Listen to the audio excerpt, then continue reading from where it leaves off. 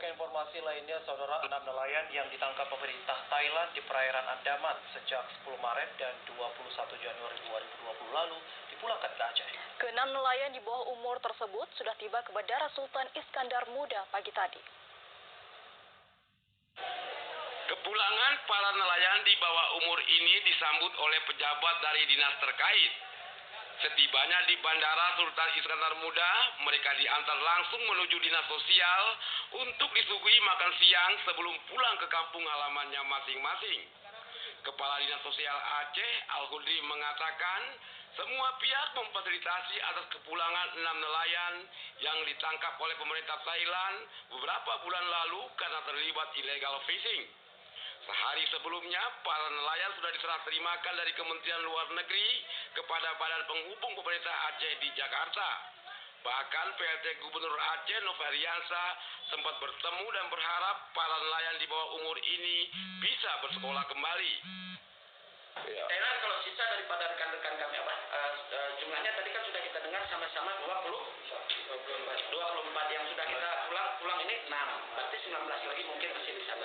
Kita hanya berdoa mungkin ya kalau bisa di samping walaupun sudah diputuskan satu tahun sudah diputuskan, ya kita mohonkan nanti kalau bisa dapat asimilasi lah, kan ada pemotongan tahanan dipercepat lah.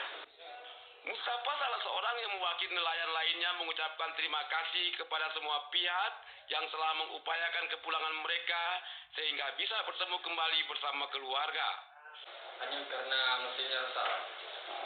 3 hari 3 malam kami hanyut, terus ditangkap di Thailand, dibawa ke Thailand, duduk di situ, disuruh tulis nama, dipoto, lepas itu dibawa ke penjara, dilihat umur.